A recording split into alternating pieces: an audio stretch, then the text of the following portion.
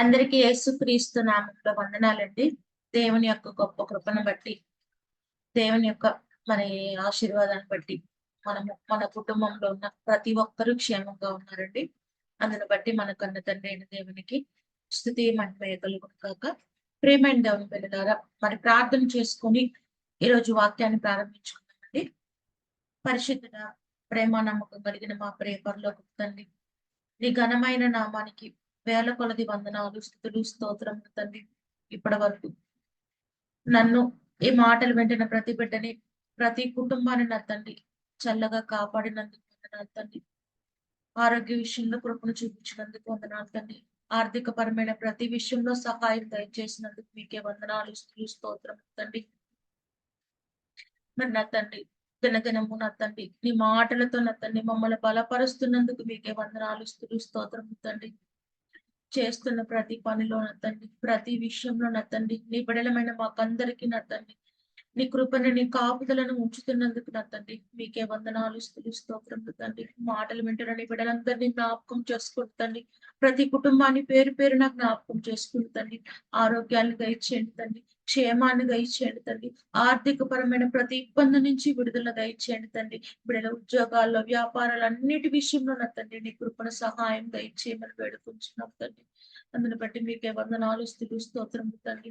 అంతేకాదు నాయన, మరి నా తండ్రి ఆత్మీయంగా మేము బలపడలాగా మీ కృపణ సహాయం దయచేయండి తండ్రి. మీ మాటలు విన్నప్పుడు విని విడిచిపెట్టే వారు కాకుండా ఆ మాటల ప్రకారం బ్రతకటానికి మా వంతు ప్రయత్నం మేము నా తండ్రి చేసేవారముగా ఉండటానికి అటువంటి మనసును, అటువంటి జ్ఞానాన్ని మాకు దయచేయమని మీ పాద సన్నిధిలో వేడుకుంటున్నాం నాయన. ఈ రోజు మాకు ఏ మాటలు అయితే అవసరమో ఆ మాటలను మాతో మాట్లాడమని వేడుకుంటున్నాం తండ్రి. ఆ మాటల ప్రకారం మేము బ్రతుకులాగా తండ్రి పరలోకాన్ని స్వతంత్రించుకోవటానికి ప్రతి ఒక్కరము మా వంతు ప్రయత్నం మీరు చేయులాగా మీ కృపను సహాయం దయచేయమని, అటు అటు అన్ని విషయంలో నీ కృపను, నీ భాగ్యాన్ని తండ్రి మాకు తోడుగా ఉంచమని వేడుకుంటున్నాం తండ్రి. వీటన్నిటి ద్వారా సకల ఘనతలు, మహిమలు, ప్రభావాలు మీరే పొందమని ఈ ప్రార్థన మీ కుమారుడు మా రక్షకుడైన యేసుక్రీస్తు వారి నామంలో అడిగి పొందుకొని ఉన్నాము తండ్రి. ఆమేన్. మంచిదండి. ప్రేమైన దేవుని పిల్లారా, మరి ఈ రోజు మనము దేవుడు మనలో చూసే మరి మనుషుల్లో దేవుడు ఏ విషయాలను మరి గమనిస్తూ ఉంటాడో, వేటిని దేవుడు అతీతంగా ఆలోచిస్తాడో, మనుషుల్లో చూసే అంశాల గురించి కొద్ది మాటలు ఈ రోజు మనం బైబిల్ గ్రంథంలో నుంచి ఆలోచించుకుందామంటే, మరి అంశాల ముఖ్యంగా 2 విషయాలు ఈ రోజు మనం మాట్లాడుకుందాం. మిగతాయి వచ్చే వరకు మాట్లాడుకుందామంటే, దేవుడు మనుషుల్లో చూసే అంశాలలో 2 విషయాలు ఈ రోజు మనము బైబిల్ గ్రంథంలో నుంచి ఆలోచించుకుందాం. ప్రేమైన దేవుని పిల్లారా, మరి జాగ్రత్తగా ఆలోచించినట్లయితే సమస్తాన్ని ఎరిగిన దేవుడు అనగా మనుషుల ఆలోచన కావచ్చు, మనుషులు చేసే పనులు కావచ్చు, కనిపించేవైనా కనిపించినవైనా మనసులో ఆలోచించేవైనా ప్రతిదీ సమస్తాన్ని, భూమి మీద ఉన్న ప్రతి మనుషుల మనసులో ఉన్న ప్రతిదీ సమస్తాన్ని ఎరిగిన వాడే మన కన్న తండ్రి అయిన దేవుడు. మరి సమస్తాన్ని ఎరిగిన దేవుడు మనుషుల్లో కొన్ని విషయాలను అతీతంగా గమనిస్తూ ఉంటాడు. కొన్ని విషయాలు మనుషుల్లో దేవుడు గమనిస్తూ ఉంటాడు. వాళ్ళలో ఆ విషయాలను దేవుడు కోరుకుంటూ ఉంటాడు. ఆ విషయాలు ఏమిటని గనక మనం జ్ఞాపకం చేసుకున్నట్లయితేనండి, మొదటిదిగా మనం ఆలోచించినట్లయితే మరి ఒక సందర్భాన్ని మనం జ్ఞాపకం చేసుకోవచ్చు. ఆ సందర్భాన్ని బట్టే మనము దేవుడు మనుషుల్లో చూసే విషయాల్లో మొదటి విషయం మనకి అర్థం కావటానికి అవకాశం ఉంటుంది. ఆ సందర్భం ఏమిటంటే పేద విధవరాలి సందర్భం. ప్రేమైన దేవుని పిల్లారా, మనందరికీ తెలుసు. మరి అందరూ మరి మందిరంలో మరి దేవాలయంలో కానుకలు వేస్తున్నప్పుడు మరి యేసుక్రీస్తు వారు మాత్రం పేద విధవరాలి యొక్క మరి కానుకని గొప్పదిగా ఎంచడం అనేది జరిగింది. అంటే అందరికన్నా ఆమె మరి ధనపరంగా తక్కువ వేసిన ఆమె ఎక్కువ వేసినట్లు, మరి ఆమె కానుకను గొప్పదిగా చేసినట్లు, ఆమె కానుకనే యేసుక్రీస్తు వారు అక్కడ చూసినట్లు మనం ఆ సందర్భంలో అనేక సార్లు చదువుకొని ఉన్నాము.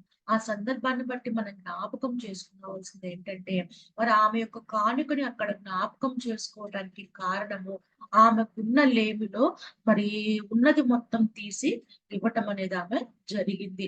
అక్కడ ఆమె కానుక గొప్ప చేయబడటానికి కారణం. ప్రేమికులారా, అంటే ఆ దేవుడు అక్కడ ఆమెను చూసింది ఏమిటంటే, లేమిలో కూడా తనకు కలిగి ఉన్నదంతయు ఇచ్చే గుణము మన దగ్గర ఉన్నా మరి మన దగ్గర లేకపోయినా అంటే అది మనకు సరిపడకుండా ఉన్నప్పుడు మన దగ్గర ఉన్న ఆ లేమిలో కూడా తీసి మనకిచ్చే గుణాన్ని దేవుడు మనలో మొదటిగా గమనిస్తారండి. అది మొదటిగా మనము జ్ఞాపకం చేసుకోవాల్సింది.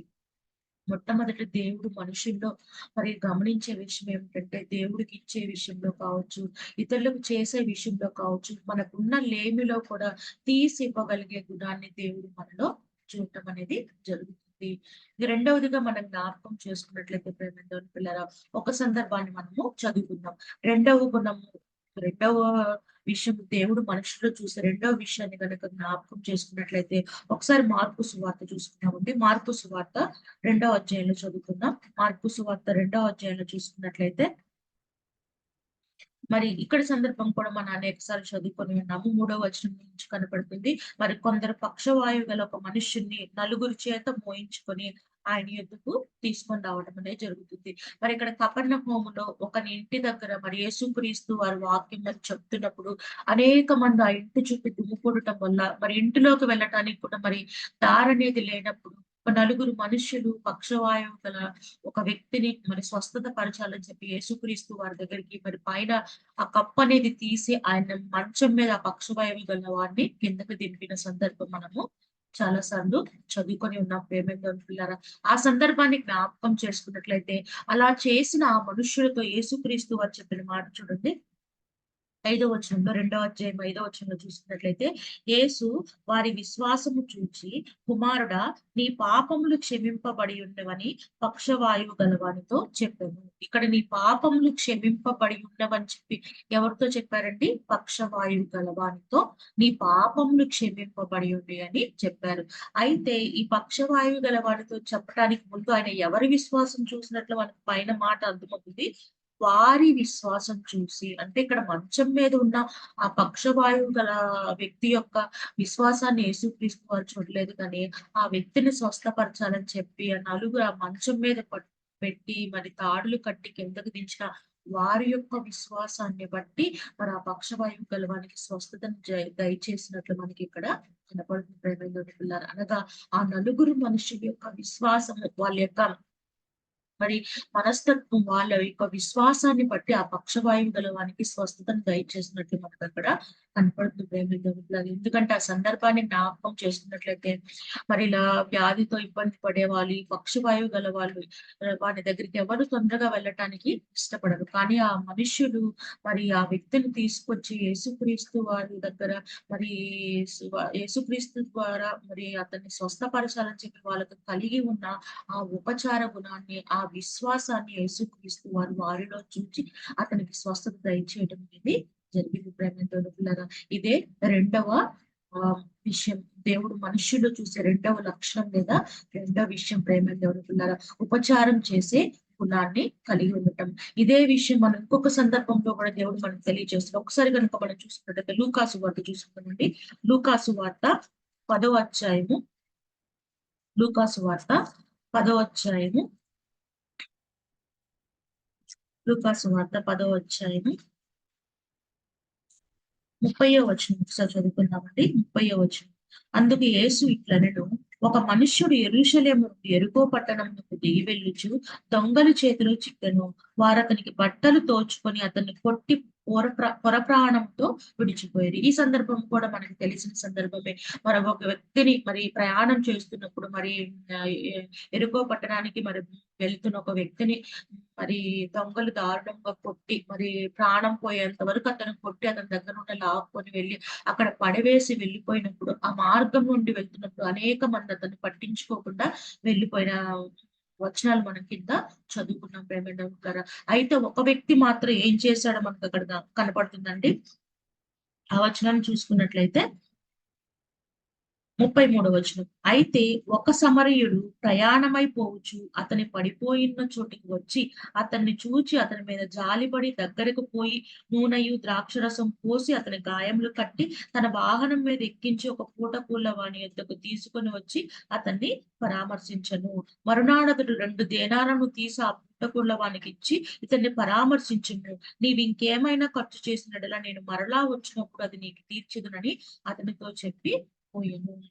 మరి ఆ సమరయుడు చేసిన పనిని ఇక్కడ యేసుక్రీస్తు వారి జ్ఞాపకం చేస్తూ, మరి అతనైతే ఆ దారిలో పడి ఉన్న వ్యక్తిని మిగతా వాళ్ళందరూ అలాగే చూసి వెళ్ళినప్పుడు, ఆ సమరయుడు మాత్రం అతన్ని దెబ్బలకి మరి గాయాలకి రాసి కట్టి జాగ్రత్తగా అతన్ని బాగు చేసి తన వాహనం మీద ఎక్కించుకొని వెళ్లి కొనుక్కున్న వాళ్ళ ఇంటి దగ్గర దింపి, మరి అతనికి కావాల్సిన ధనాన్ని కూడా ఖర్చు కూడా ఇచ్చినట్టు మనకక్కడ కనపడుతుంది ప్రేమదేవులారా. అక్కడ ఆ వ్యక్తి యొక్క ఉపచార గుణం అనేది కనపడుతుంది. మనము కూడా అటువంటి ఉపచారం మనం కలిగి ఉండాలని చెప్పి యేసుక్రీస్తు వారు ఆ సందర్భాన్ని వివరిస్తూ మాట్లాడుతూ ఉంటారు ప్రేమదేవులారా. కాబట్టి రెండవ విషయం మనం కలిగి ఉండవలసిన విషయం ఏంటంటే, మనలో దేవుడు గమనించే లక్షణం ఏంటంటే ఉపచార గుణాన్ని. ఎదుటి వ్యక్తి ఇబ్బందుల్లో ఉన్నప్పుడు వాళ్ళను మన అవకాశం మేరకు మనం ఉన్న దాంట్లో మనం వాళ్ళని పరామర్శించగలిగే గుణము, వాళ్ళకి సహాయం చేయగలిగే గుణాన్ని కలిగి ఉండటాన్నే దేవుడు మనలో చూస్తాడని చెప్పి ఈ మాటలను బట్టి మనకి అర్థమవుతుంది. మార్కు సువార్తలో మనం చదువుకున్న సందర్భాన్ని బట్టి, ఆ పక్షవాయువు గల వారిని తీసుకొచ్చిన ఆ వ్యక్తుల యొక్క విశ్వాసమును బట్టి, వాళ్ళ యొక్క మనస్తత్వాన్ని బట్టి, వాళ్ళ యొక్క ఉపచార గుణాన్ని బట్టి ఆ వ్యక్తికి స్వస్థతను దేవుడు దయచేసినట్లు మనకు కనపడుతుంది. ఇక్కడ కూడా ఒక సమరుడి యొక్క మనస్తత్వాన్ని తెలియజేస్తూ మరి మనస్తత్వం మనం కూడా కలిగి ఉండాలని యేసుక్రీస్తు వారు ఆ సందర్భాన్ని వివరిస్తూ మాట్లాడతారు. ఉపచారం చేయగలిగే గుణాన్ని మనము కలిగి ఉండాలి. ఇతరుల విషయంలో, మన స్నేహితుల విషయంలో, బంధువుల విషయంలో, మన ఇరుగు పొరుగు వారి విషయంలో, మన కంటికి మరి ఇబ్బందులో ఉన్నప్పుడు ఒకరికి ఉపచారం చేయగలిగే వెనుకకు తిరిగి వెళ్ళకుండా ఉపచారం చేయగలిగే గుణం కలిగి ఉండటాన్ని మనుషులు దేవుడు గమనిస్తూ ఉంటాడు ప్రేమికులారా. కాబట్టి ఈరోజు 2 విషయాలు మనము జ్ఞాపకం చేసుకున్నాం. దేవుడు మనుష్యుల్లో చూసే 2 విషయాలు. మొదటిది మన లేమిలో కూడా దేన్ని తీసిచ్చే గుణాన్ని ఆయన గమనిస్తాడు. ఎటువంటి పరిస్థితుల్లో మనం తీసిస్తున్నాము, ఎటువంటి మనస్తత్వంతో మనం తీసిస్తున్నాము అన్న విషయాన్ని దేవుడు గమనిస్తూ ఉంటారు. అలాగే రెండవది ఉపచార గుణం మనుషుల్లో ఉన్న ఉపచార గుణాన్ని కూడా దేవుడు గమనిస్తూ ఉంటాడు. కాబట్టి ఇటువంటి లక్షణాన్ని మనము అలవర్చుకునే వారముగా మన జీవితాల్లో, మన ఆత్మీయ జీవితాల్లో మనం వీటిని అలవర్చుకునేలా మన జీవితంలో మనము ప్రయత్నించాలి ప్రేమేంటోళ్ళారా. ఇంకా అనేక విషయాలను కూడా దేవుడు మనుషుల్లో గమనిస్తూ ఉంటాడు. ఆ విషయాలు ఏమిటో మనం వచ్చే వారం మాట్లాడుకుందామంటే, ఈ రోజైతే మనం 2 విషయాలను జ్ఞాపకం చేసుకున్నాం. మొదటిది మనకున్న లేమిలో కూడా తీసి ఇవ్వగలిగే గుణాన్ని కలిగి ఉండటము. ఇతరులకు ఉపచారం చేయగలిగే గుణాన్ని ఎటువంటి పరిస్థితుల్లోనైనా సరే, ఎదుటి వాళ్ళ మరి ఎదుటి వాళ్ళకి సహాయం చేయగల పరిస్థితిలో ఉన్న మనము ఉపచారం చేయగలిగే ఆ గుణాన్ని మనము కలిగి ఉండాలి. ఇటువంటి 2 మరి గుణాలను దేవుడు మనలో గమనిస్తూ ఉంటాడు కాబట్టి, ఆ గుణాలను మనలో పెంపొందించుకునే వారముగా మరి ప్రతి ఒక్కరము ప్రయత్నించాలని ప్రేమతో కోరుకుంటూ ఈ మాటలను ముగిస్తున్నానండి. ఇంకా ఎవరైనా జూడిత్ సిజిసి ఛానల్ ని సబ్స్క్రైబ్ చేసుకున్నట్లయితే ఈ ఛానల్ ని సబ్స్క్రైబ్ చేసుకోవాల్సిందిగా ప్రేమతో కోరుకుంటున్నామండి. అలాగే మీ బంధువులకి, మీ స్నేహితులకి, మీకు తెలిసిన వాళ్ళందరికీ ఈ మెసేజెస్ ని షేర్ చేసినట్లయితే వాళ్ళు కూడా విని ఆత్మీయంగా బలపడటానికి ఉపయోగపడతాయి కనుక, మరి మీరు ఆ మెసేజెస్ అన్నిటిని వాళ్ళకి షేర్ చేయవలసిందిగా ప్రేమతో కోరుకుంటున్నానండి. అందరికీ ధన్యవాదాలు.